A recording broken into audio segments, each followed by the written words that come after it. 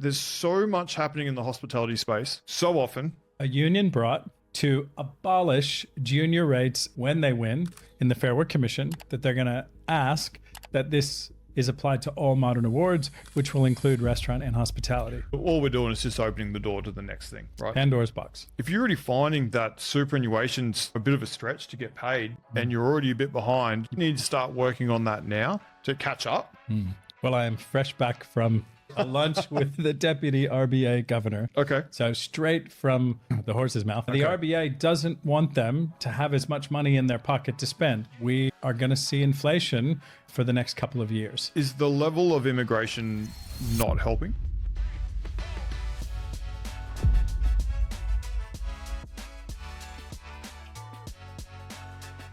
I'm Tim Comerfeld. I'm joined by Wes Lambert, and welcome to the first hospitality industry update, which you and I are going to start putting out every month. We're going to commit to this and we're going to launch this. And there's so much happening in the hospitality space so often.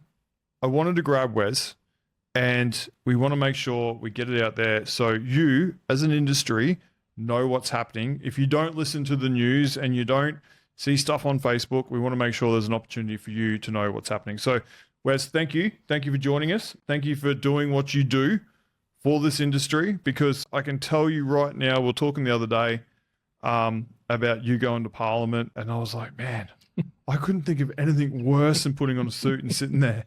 And like, no offense to everyone in Parliament wearing suits, but I'm like, oh, that really hurts me. So thank you for everything you do. So talk to me, what's happening right now? Well, I am fresh back from a lunch with the the deputy RBA governor. Okay. So straight from the horse's mouth. Okay. That we are going to see inflation for the next couple of years. And really? Still going to keep going? Yeah. So unfortunately, the expectation is that we're not going to get back into the band until 2028. So are they saying why? Do they know why?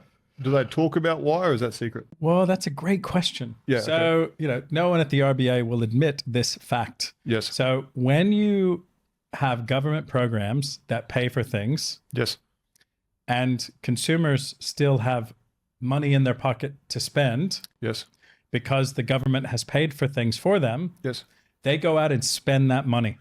Now, the RBA doesn't want them to have as much money in their pocket to spend. Now, no one likes that. But that's what stops inflation. We're going to slow down inflation. Is the level of immigration not helping the situation? I think that's an easy target to blame. Yes. It's people from other places bringing in all their foreign money. That's right. Immigration doesn't really move the needle in terms of demand. Okay. Immigration.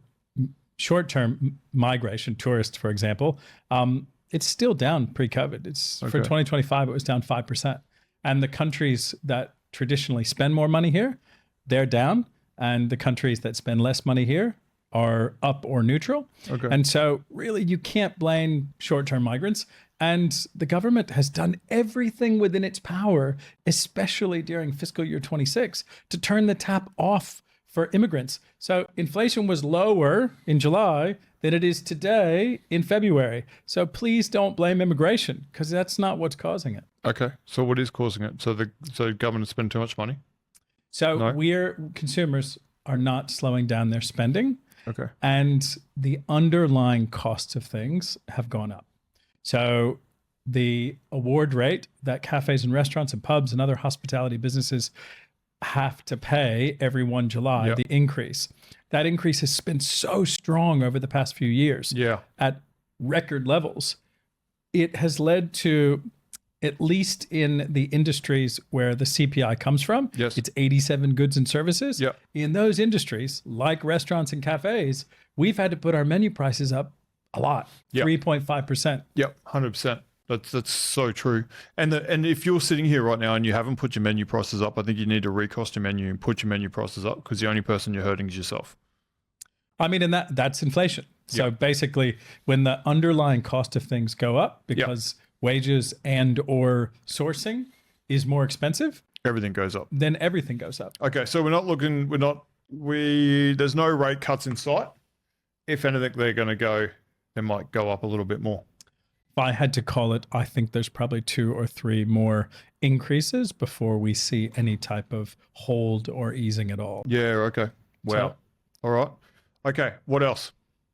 Well, I hate to always be the bearer of bad or neutral news. Well, this is what you do, my friend. You put on a suit, you go into Parliament, and you take their bad news and you come back and deliver it. This is what you signed up for this, Wes. Well, and it's really, there are green shoots, and I'll say those at the end. Okay, cool. But the next one is the junior rates case in the Fair Work Commission. Okay, so this one's actually not. This is not set in stone yet, but this is what is going to Parliament. Is that correct? No, so the Fair Work Commission has a case in front of it that a union brought to abolish junior rates in certain retail awards, including fast food. Okay. Now, the unions... So fast food and retail? Yes. Okay, Now, cool. the unions have said that when they win, not if, when they win in the Fair Work Commission, that they're going to ask that this change to junior rates is applied to all modern awards, which will include restaurant and hospitality. Right. Okay. Okay. So this is where it's going to apply. Now let's talk about this. What does that mean? Well, that means that for 18-year-olds, they'll get a 30% pay bump. 19-year-olds will get a 20% pay bump, and 20-year-olds will get a 10% pay bump. So really, it's about a 20% increase to all of your junior employees if you employ them in your cafe or your restaurant, not touching alcohol. Yeah. So this is 18, 19, 20. Your 14 to 17-year-olds stay stuck. They'll stay the same for now. For now. Okay. Yeah, but all we're doing is just opening the door to the next thing, right? Pandora's box. Yeah. Yeah. Okay. All right. And then when are we expected to hear a decision on that? So the many industry associations that argued in that case say that it's imminent. Could be any day. Okay. All right. Can I ask a question? You can always ask a question. So you've been doing a lot of tours, like not just Canberra, but you're in WA recently, and you've been doing quite a few round tables. Is that correct? Yes. Partners. What's the conversation at the moment inside the industry? Oh, look, restaurateurs and pub owners and cafe owners around the country are up in arms about changes to the apprenticeship and traineeship subsidies. Okay. So they were halved for the food trades, right, for the benefit of construction and healthcare. And that just means that less Australians and permanent residents will choose to turn right towards the food trades, and instead they'll turn left towards other highly unionized industries. Well, they're seeing that in schools now, where they've having to put on more Shop A, Shop B classes. I was kind of hoping that, with AI and obviously people are moving towards the trades because of it. I was hoping that people might start moving towards hospitality as well, because, to be honest, I think hospitality is another trade that is actually AI is going to do the opposite. It's kind of like COVID. People want to see people. They want to touch people in a respectful way. So I feel like I would have thought hospitality would have got, people would be trying to drive it as well as an industry. Look, it's, that it's counterintuitive. I mean, it's a great career path. It's a great industry to work in. And many of us will say it was our first job. I mean, I waited tables.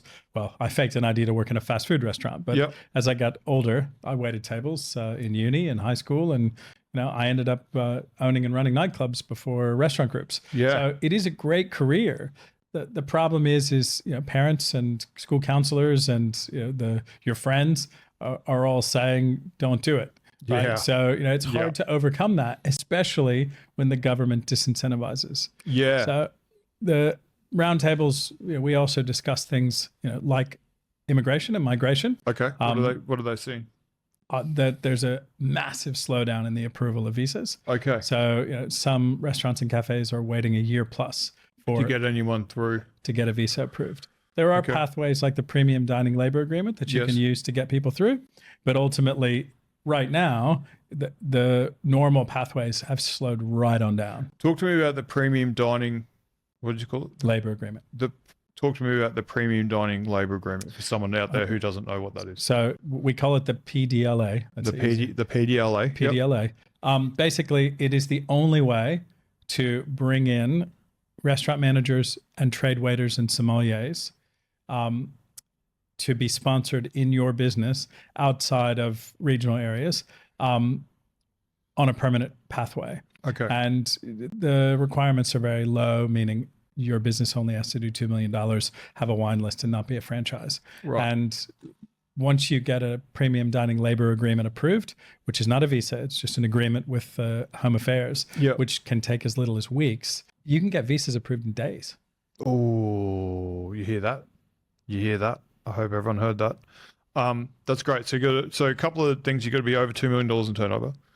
Not a franchise and wine list. And not a franchise, and you need to have a wine list. And then you've got some more options to get in some premium skills, potentially. Look, ultimately, as the Australian diner continues to demand higher quality experiences, there's lots of restaurants that are now considered premium that are well above that threshold. Yeah, and I just want to stop there because you use the word experience, and I think the industry and the diners are really moving into experiences now. It's not so much they're just not going out for drinks anymore; they're going out for an experience. And is that what you're hearing on your end? Because that's what I'm getting on my end, or everyone I talk to.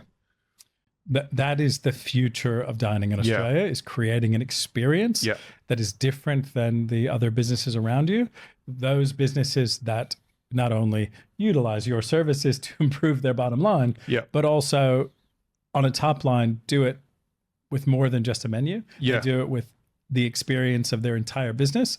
Those businesses will thrive and grow and make way above industry average profit margins. Yeah, and I think you need to understand that if you're listening right now, it's only just a start, but we're really moving into diners moving into what they call an experience economy, where they're not going out just to go out. They're going out for an experience to, experience things, and they're happy to spend on those experiences versus just go out in general on how diners would have done 20 years ago. It's very, very different. Kids these days, they're not going out so much to pubs on a Friday night. Instead, they're waiting for an experience and they're spending the money on the experience. So Gen Zs and Gen Alphas are quite young, but they're already displaying signs of this. There's heaps of surveys and reports around the world where Gen Zs don't want to own things. They want to rent things. Yeah, they want to go wild. places. They want to travel. They all have passports. Yeah. They want to live life. They're not as worried about, am I going to have a house? No. I know I'm not going to have a house. Everyone's told me I can't afford a house ever, so I'm just going to live life. And so they want more experiences, and so they save up. You're right. They save up for a couple of weeks to go and spend big on something that's more than just going out, every few days. And post it on Instagram, and that's their one post for the week, and they're feeling good. That's right. Yeah, it's insane. It's crazy. Crazy. I don't get it, but now I understand what my employees were like when I was a kid coming through. So I understand what they went through now. Shout out to my old boss who would not be listening to this. What else is happening, Wes? So look, the roundtables were to inform our pre-budget submission, which we've put in.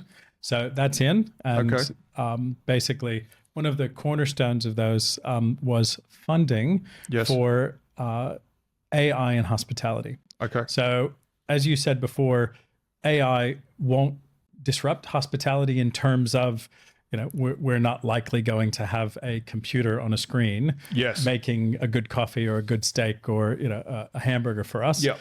That's not really possible yet. But it has great potential to improve the productivity and the capability of the restaurant teams. Owners. Correct. And their staff. So if everyone knows how to use the AI tools and dashboards, and the government signals that they agree that funding needs to go into industries like retail, accommodation, food service, aged care, in order to build that capability and give people a leg up to using AI and not being afraid of it. So, there's not really products out yet, but the government is willing to look at signaling, which tends to be grants for pilots. And so we asked for that. We asked them to put their money where their mouth is. Okay. And so that's our pre-budget. And the next big thing after junior rates is the surcharge debate. All right, let's talk about the surcharge debate, because I saw this the other day. There's a lot of people out there talking about surcharges and why we do surcharges, and I knew something happened somewhere because I noticed the shift in the media. So talk to me. So 27 March. Yes. Put that in your calendars. 27 March. Yep. The RBA is going to give its final determination on whether or not surcharges will be banned in Australia. Now, we're cautiously optimistic that it will be debit only.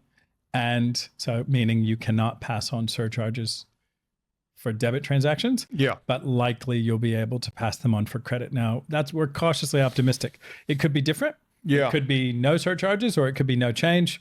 No change is the best, but we think it's likely going to be debit. And we think that there will maybe be some changes to the underlying costs for you as a cafe, restaurant, pub, hospitality business for debit. Do you think it'll get cheaper or more expensive? What do you when you say changes? Ooh, well, that's a good question. Yeah, okay. Many of the countries like the US, where they've always banned surcharges, pay a lot more in merchant fees. Yeah. So any, inkling or discussions around it being cheaper, that's It's not going to happen because it's not getting passed on to consumers, so it can be hidden more because the owner just takes the brunt of it. Yeah. which will just lead to more menu price inflation. Yeah. So, junior rates, menu price inflation. And mind you, Surcharge, menu price inflation. yeah, okay, yeah. Well, that's exactly what you're going to do. You're going to have to reprice your menu. Yep. Which, is it the end of the world? Probably not. But if you're not aware of it and it happens, you probably just you need to reprice it and probably reprice your menu more often, anyways. So we have a great remedy to that. Yep. You know how it used to be you had the surcharge. Well, still now you have the sign on your credit card terminal or your POS that has the surcharge on it. Yes. Basically, on your menus, you just put the cash price. You say this is the cash price, and you don't have to say anything else. You just say this is the price for cash, and then there's the other price. You're displaying all the prices. You're telling people what it's going to cost them if they don't use cash. But you're not specifically saying that there's a surcharge on debit or credit. You're just saying this is the cash price and this is the non-cash price. Why? Tell me something. Why people why even change it? Like, what's come about? Who's like, is this just people trying to keep themselves in jobs? Because it just seems like what? Why? This seems pointless. Well, there was a wonderful parliamentarian who went out on a campaign saying it should be free to use your own money. And then the prime minister took it up as an election promise. And so something then had to be done about it. So it really was a cost of living pressure. Right. Okay. So that's where it came from. That's where it came from. Well, so, okay. All right. That's amazing. And when do we need to look at that? 27th of March. And then there's one last thing. Yes. That is an update for that we know so far for the rest of fiscal 26. Yes. And that is if you are already working on your forecasts for fiscal 27, and I hope that restaurants and cafes and pubs and other hospitality businesses around the country are beginning to look at that. We got to start. Well, it's February, yeah. So beginning to look. Since we know that inflation will have a 4 in front of it, according to the RBA governor, that means that a 4. She said 4.2 or 4.3. We then know that the minimum wage review committee is going to go up 4%. Is likely going to increase the award rate 1% more than inflation. Yep. Which means that it will be at least 5, potentially as high as 5.5. So junior rates, surcharge, and the minimum rate going up 5+%. That's all going to be triple whammy in the next 5 months. Okay. All right. Well, heads up. Do you have any good news? Well, insurance is softening, so you can you can negotiate your insurance rates. And look, it's all about differentiating your business. It's about doing things better, smarter, more efficient. Yeah. There's heaps of softwares out there for ordering. There's tons of companies. Food by Us is a great one that's out there trying to save money for hospitality businesses. Yeah. So it's really important that you're utilizing as many models, as many SaaS programs, certainly working with foodie coaches to make sure that you are running your business. Having a plan. Yeah. Having a plan. Yeah, it might not work for your business, right? Each individual thing itself might not work, but when you stack all of the things together, you're definitely going to see some efficiencies and some savings. And also, you're going to make things better for your customers, because when you have a little bit extra margin that Yep. you can put back into the experience of your business, then Everything changes. it's exponential. Yeah. Okay, so I just want to do a bit of a summary here. We're putting this out here, and we're going to keep doing this, not to scare you, not to be like, oh no, the industry's going to fall over. It's not about that at all. But what I believe and what Wes believes is that if we can just keep you guys up to date with what's happening in the background, whether or not it happens or not, at least you know what the moving parts are and that the discussions that are having outside of this, because it's not always publicized. So the first thing is 18, 19, 20-year-olds potentially are going to go straight up to adult wages, potentially. So all we need to do is just put a box around that and just think, okay, if that happens to me, I need to understand how my strategy is going to change or what needs to change. It's not at the end of the world right now. The next section is rate rise. Look, if we're looking at a 5% across the board wage increase next year, it might be more, might be less, but you're going to get one eventually. And they've never taken wages back ever either. So you just need to be aware that next year, when you're locking in your numbers, that just add on another 5% to your wages, or start thinking about right now going, well, what is my plan next year and how can I drive more efficiency in my business so I can lose some labor dollars, or I can drive more efficiency on the way this is going to work, and how am I going to start structuring my menu to make that work? From there, I think you need to put a circle around going, what's my experience? What are people experiencing when they come to my venue? Now, it doesn't matter if you're a corner cafe. It doesn't matter if you're fine dining in the middle of the CBD. It doesn't matter if you're, a destination venue. Everyone's different. And this is what hospitality is so great, is not one venue's the same, and not one location's the same. And you got the opportunity to have a lasting effect and experience on everybody around you and your community. And that's up to you as the owner. So just think about what that experience is. Did I miss anything? So junior rates, Yes. surcharge debate, Yes. the Surcharge. minimum award rate, Yes. and payday super. Oh, yes. Okay. So I want to talk to one more thing about the surcharge. Honestly, we're just going to have to price that into our menu. It's fine. Just let these guys make themselves feel important. High five. But we're going to price that in the menu. Now, payday super, this has come up. We spoke about this earlier. Can you explain what it is and what people need to understand? So from Wednesday, 1 July, has to be right in the middle of a pay period.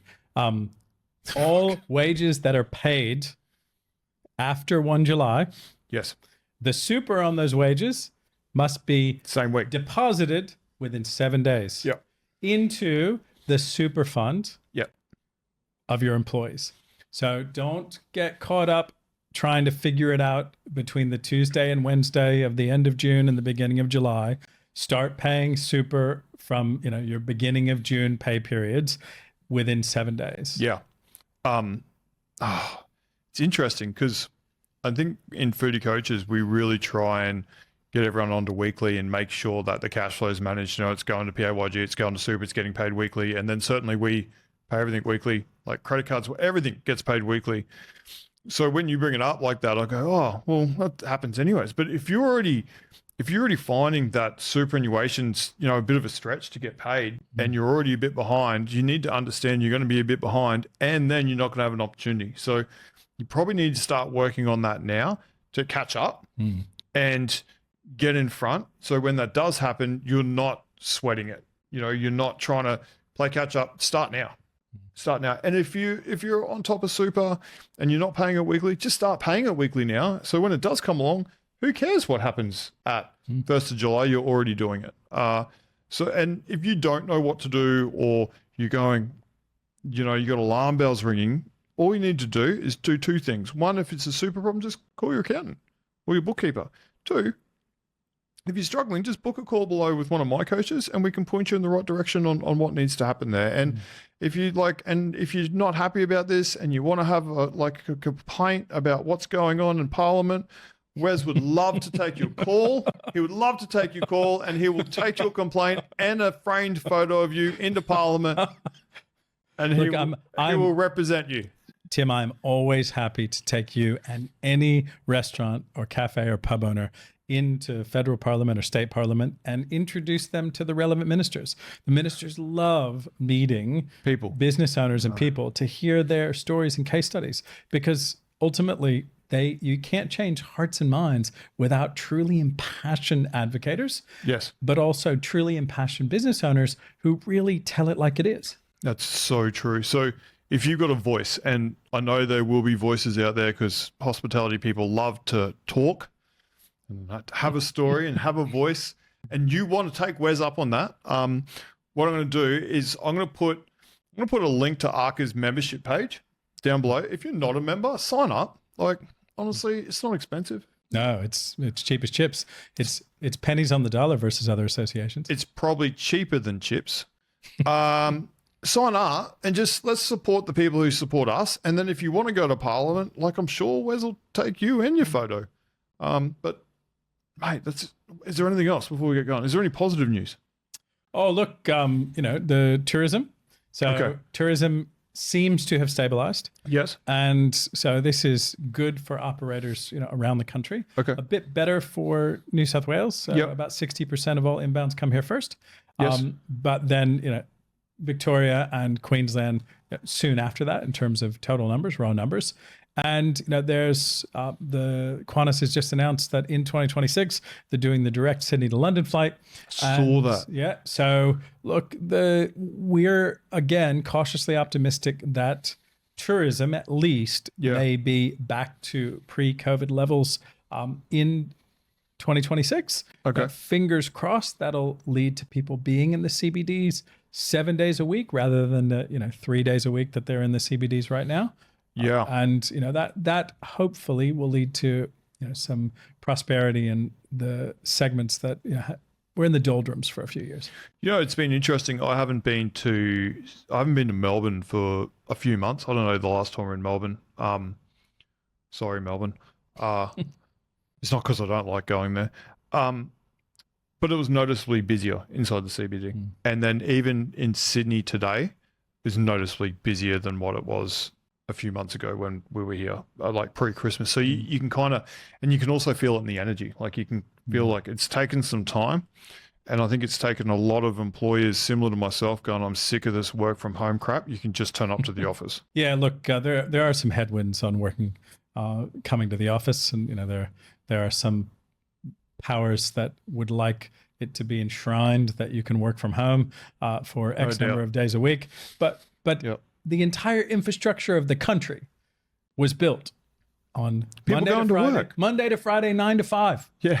I mean, we'll need generations to change it. And so, look, we all love the work-life balance of working from home, but you have to remember that, you are a part of this community, a part of the Australian fabric of society. And if it collapses because you want to be home 2 or 3 days a week, then everybody suffers. I think the working from home has helped the suburban cafes and venues because people are now at home and they want to go to their local and do that. So I think that's helped. But on the flip side, it's done the opposite to the people in the CBD. So who pay much higher rent and man, they do.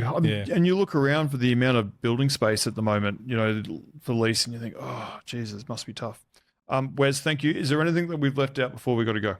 No, that is everything for this month. All right, team. Thank you for joining us again. This is not a panic station. This is just about making sure that you're staying ahead of whatever else is happening in the industry. Link below to book a call for one of my guys. If you're struggling, you want some help with some of those changes that are coming through, link below for ARCA. If you're not already a member, just go and do it. And then through there, that's how you can get a hold of Wes, and he would love to take a frame photo of you to Parliament. All I can see is you just coming up with a wheelbarrow of all these people in their photo frames. Could you imagine? Do it. It's a great initiative.